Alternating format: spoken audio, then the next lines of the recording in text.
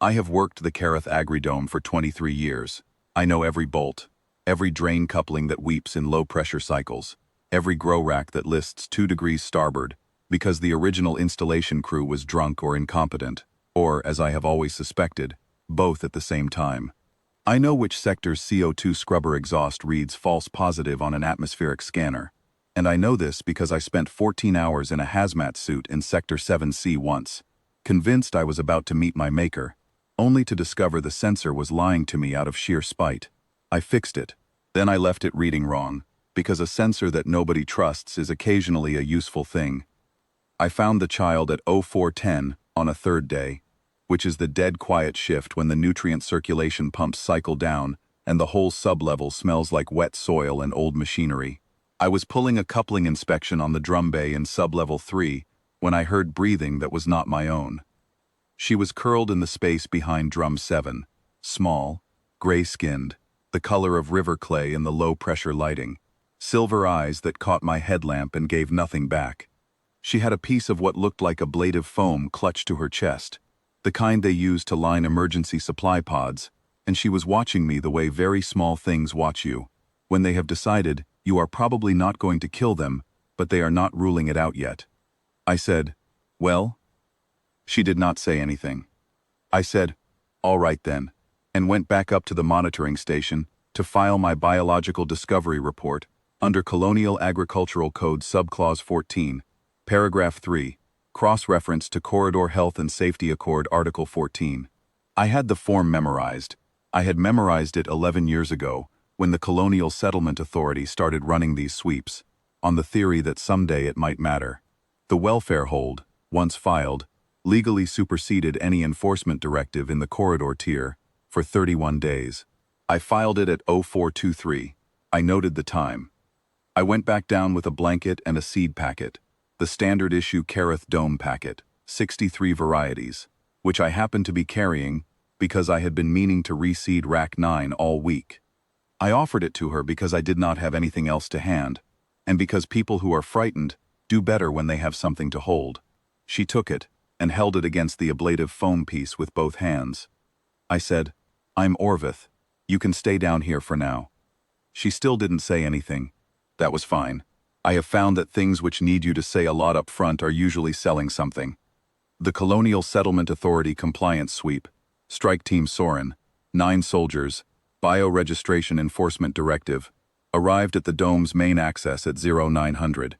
I know this because Dome Control pinged me at 0858, and I had exactly 2 minutes to go back down to sublevel 3 and explain the situation to the child in terms she could understand, which was mostly hand gestures and the word quiet, which appears to be universal. I showed her Sector 7C, the ammonia flush alcove off the subdrain corridor, behind the false positive scrubber unit. It smells like a cleaning product that lost an argument with another cleaning product. It is also, as I have mentioned, atmospherically flagged on every scanner in the facility as potentially compromised, which means that no one wearing standard issue Colonial Compliance Kit is going to walk into it voluntarily. I know this because I have also memorized the atmospheric hazard threshold parameters for standard Colonial Compliance Kit on the same general principle. I left her there with the blanket and the seed packet and went upstairs to let the soldiers in. The team leader was a young man with a jaw like a structural beam and the general affect of someone who had never once in his life found anything funny. His name, per his chest plate, was Enforcement Officer Drast. He had a tablet. The tablet had a bioregistration sweep manifest. He said, "We have a report of an unregistered biological entity at this facility." I said, "Well, I filed a biological discovery report at 0423 this morning, so you'll find that cross-reference to a corridor health welfare hold, which I believe supersedes your enforcement directive. But I'm happy to show you around." He did not look happy. He looked like a man who had prepared for a particular kind of morning and was being handed a different kind. I showed them around. All 6 grow levels, every rack, every drum bay, every coupling junction.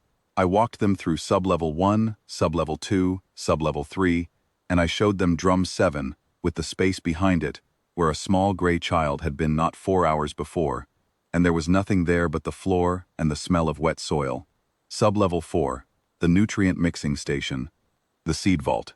The equipment locker where I keep 3 spare coupling wrenches and a thermos that has seen better decades. I did not show them Sector 7C because the atmospheric warning was active on their scanners, and Enforcement Officer Drast, to his credit, was not an idiot. He looked at the readout, looked at me, and said, "What's in there?" I said, "Faulty scrubber unit. Reads compromised.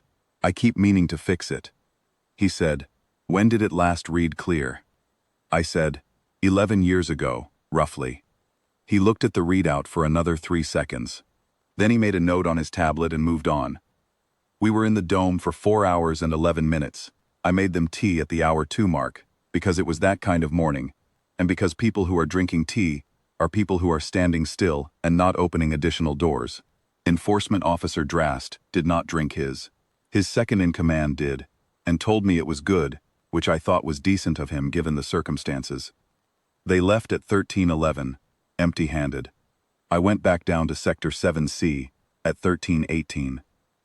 She was exactly where I had left her, in the ammonia flush alcove behind the scrubber unit, sitting cross-legged on the blanket with the seed packet open in her lap.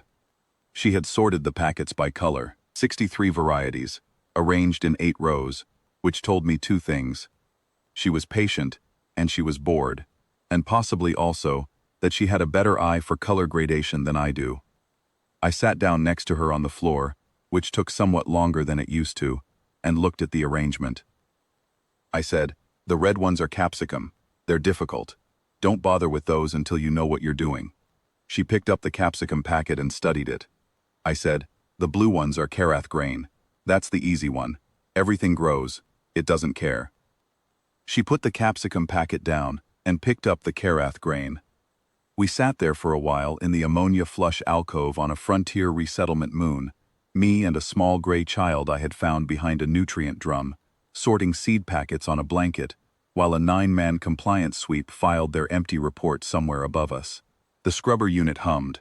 The false positive sensor blinked red, as it had blinked red for 11 years.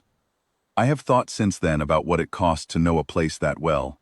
23 years of coupling inspections, and atmospherically compromised alcoves, and sensors that lie out of spite. You accumulate a lot of useless knowledge in 23 years. It turns out none of it is useless. The welfare hold cleared on day 31. I had the corridor resettlement protocol form ready. I had been ready for it since day 2, because if you are going to do a thing, you might as well do it right. Veyron stayed. She never said much, in those early months. A few words at a time, learned slowly, offered carefully, the way you offer something across a distance when you are not certain yet how it will be received. That was fine. Neither do I, particularly. What she did do was grow things. Everything she touched in the dome came up faster than it had any right to, which I attributed to the soil conditions, and declined to examine further. By her 3rd season she was managing Rack 9 without being asked, and she had, without any instruction from me, fixed the atmospheric sensor in Sector 7C. I came down one morning and found it reading clear for the first time in 11 years. I stood there looking at it for a moment. Then I went and found Veyron at Rack 9 and told her to leave the sensor in Sector 9B alone. She gave me a look that said she had already considered Sector 9B and found it wanting, which was probably true. Some things you keep because they are useful. Some things you keep because they need keeping. I have not always known the difference before it mattered. I know it now.